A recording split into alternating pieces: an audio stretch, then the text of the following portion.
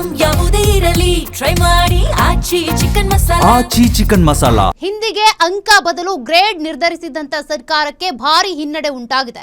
ಹೈಕೋರ್ಟ್ನಲ್ಲಿ ಸರ್ಕಾರದ ಮರು ಪರಿಶೀಲನಾ ಅರ್ಜಿ ವಜಾ ಆಗಿದೆ. ಈ ಮೂಲಕ ಸರ್ಕಾರದ ನಡೆಗೆ ನಿರ್ಧಾರಕ್ಕೆ ಈಗ ಹಿನ್ನಡೆ ಉಂಟಾಗಿದೆ.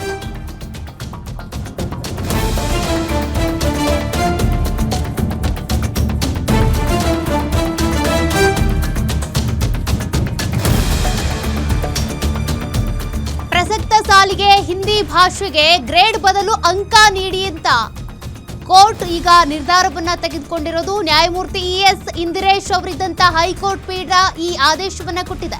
ಪೀಠದ ಆದೇಶವನ್ನ ಈಗ ಫಾಲೋ ಮಾಡಲೇಬೇಕು. ಸರ್ಕಾರದ ಪರ ಅಡ್ವೊಕೇಟ್ ಜನರಲ್ ಶಶಿಕಿರಣ್ ಶೆಟ್ಟಿ ವಾದ ಮಂಡಿಸಿದ್ರು. ಹಿಂದಿ ಭಾಷೆಯಲ್ಲಿ ಲಕ್ಷಕ್ಕೂ ಹೆಚ್ಚು ಮಂದಿ ಅನುತ್ತೀರ್ಣಗೊಂಡಿದ್ರು.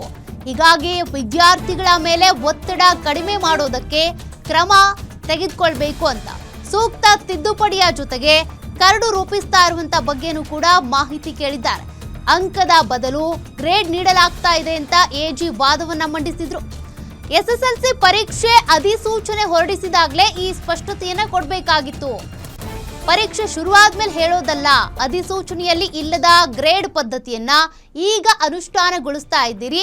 ಎಲ್ಲರನ್ನು ಪಾಸ್ ಮಾಡಬೇಕು ಅಂತ ಇದ್ದಿದ್ರೆ ಪರೀಕ್ಷೆಯನ್ನೇ ರದ್ದು ಮಾಡಬೇಕಾಗಿತ್ತಲ್ವಾ?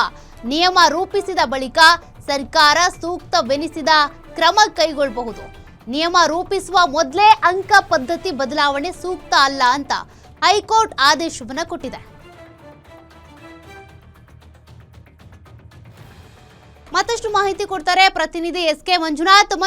ಸರ್ಕಾರ ತೆಗೆದುಕೊಂಡಂತ ಒಂದು ನಡೆಗೆ ಅಥವಾ ನಿರ್ಧಾರಕ್ಕೆ ಹಿನ್ನಡೆ ಉಂಟಾಗಿದೆ. ಕೋರ್ಟ್ನಲ್ಲಿ ಏನೆಲ್ಲ ಅಂಶಗಳನ್ನ ಹೇಳಲಾಗಿದೆ, ಜೊತೆಗೆ ಇದು ಸಮಯ ಸರಿ ಅಲ್ಲ ಅನ್ನೋದನ್ನು ಕೂಡ ಕೋರ್ಟ್ ಒತ್ತಿ ಹೇಳಿದೆ ಅಂತ ಆಯ್ತು. ಖಂಡಿತ ಶೋಕೆ, ಏನು ರಾಜ್ಯ ಸರ್ಕಾರ ಹಿಂದೆ ಎಸ್ಎಸ್ಎಲ್ಸಿ ಪರೀಕ್ಷೆಯಲ್ಲಿ ಹಿಂದಿ ಭಾಷೆ ಏನಿದೆ ಆ ಒಂದು ಭಾಷೆಗೆ ಸಂಬಂಧಪಟ್ಟ ಹಾಗೆ ಪರೀಕ್ಷೆಯನ್ನ ಬರೆದಾಗ ಅವರಿಗೆ ಅಂಕ ಬದಲಿಗೆ ಗ್ರೇಡ್ ಅನ್ನ ಕೊಡುವಂತ ನಿರ್ಧಾರವನ್ನ ತೆಗೆದುಕೊಂಡಿದ್ರು.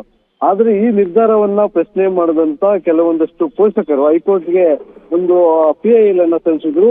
ಈ ರೀತಿಯಾದಂತಹ ನಿರ್ಧಾರವನ್ನ ತೆಗೆದುಕೊಳ್ಳುವ ಮುಂಚಿತವಾಗಿ ಸರ್ಕಾರ ಇರಬಹುದು ಅಥವಾ ಶಿಕ್ಷಣ ಇಲಾಖೆ ಅಧಿಕಾರಿಗಳು ಯಾವುದೇ ರೀತಿಯಾದಂತಹ ಪೋಷಕರ ಅಭಿಪ್ರಾಯವನ್ನ ಸಂಗ್ರಹ ಮಾಡಿಲ್ಲ, ಜೊತೆಗೆ ವಿದ್ಯಾರ್ಥಿಗಳ ಒಂದು ಅಭಿಪ್ರಾಯವನ್ನು ಸಹ ಸಂಗ್ರಹ ಮಾಡಲಿಲ್ಲ. ಹೀಗಾಗಿ ಈ ಒಂದು ಸರ್ಕಾರದ ನಿಲುವೇನಿದೆ ಅದಕ್ಕೆ ತಡೆಯನ್ನ ಕೊಡಬೇಕು, ಜೊತೆಗೆ ಆ ಒಂದು ಆದೇಶವನ್ನು ರದ್ದು ಮಾಡಬೇಕು ಅನ್ನೋ ನಿಟ್ಟಿನಲ್ಲಿ ರಾಜ್ಯ ಸರ್ಕಾರಕ್ಕೆ ಹೈಕೋರ್ಟ್ ನಿದರ್ಶನವನ್ನ ಕೊಡಬೇಕು ಅನ್ನೋ ನಿಟ್ಟಿನಲ್ಲಿ ಒಂದು PIL ಅನ್ನ ಸಲ್ಲಿಸಿದ್ರು. PIL ಅನ್ನ ವಿಚಾರಣೆಗೆ ತೆಗೆದುಕೊಂಡಂತ ಹೈಕೋರ್ಟ್ ನ ನ್ಯಾಯಪೀಠ ಇವತ್ತು ಒಂದು ಸೂಚನೆಯನ್ನ ಜೊತೆಗೆ ಒಂದು ಆದೇಶವನ್ನ ಕೆಲವೊಂದು ಮಾರ್ಪಾಡುಗಳನ್ನ ಮಾಡಿ ಒಂದು ಆದೇಶವನ್ನ ಸಹ ಹೊರಟಿರ್ತಕ್ಕಂಥದ್ದು. ಇಲ್ಲಿ ನೀವು ಎಲ್ಲಾ ವಿದ್ಯಾರ್ಥಿಗಳನ್ನ ಪಾಸ್ ಮಾಡಬೇಕು ಅನ್ನೋದಾದ್ರೆ ಎಕ್ಸಾಮ್ ಅನ್ನ ಯಾಕೆ ಮಾಡ್ತಾ ಇದ್ದೀರಾ ಅಂತಕ್ಕಂಥ ಒಂದು ಪ್ರಶ್ನೆಯನ್ನ ಸಹ ಮಾಡಲಾಗಿದೆ. ಇಲ್ಲಿ ನ್ಯಾಯಮೂರ್ತಿಗಳಾದಂತ ಏನು ಹೈಕೋರ್ಟ್ ನ ನ್ಯಾಯಮೂರ್ತಿಗಳಾದಂತ ಇಂದಿರೇಶ್ ಅವರ ಪೀಠದಲ್ಲಿ ನಡೀತು. ಅಲ್ಲಿ ಅಡ್ವೊಕೇಟ್ ಜನರಲ್ ಆದಂತ ಶಶಿಕಿರಣ್ ಶೆಟ್ಟಿ ಅವರು ಒಂದು ವಾದವನ್ನ ಸಹ ಮಂಡಿಸಿದ್ರು.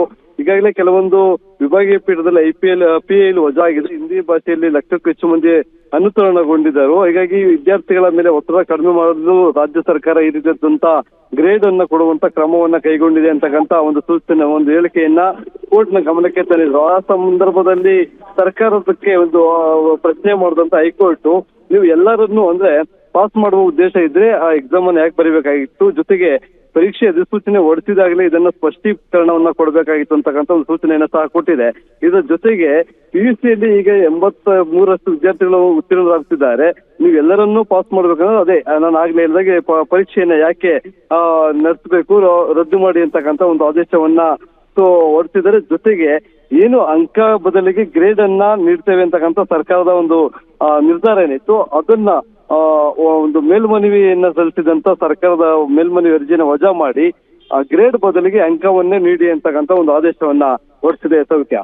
ಓಕೆ, ಥ್ಯಾಂಕ್ ಯು ಮಂಜುನಾಥ್ ಮಾಹಿತಿಗೆ.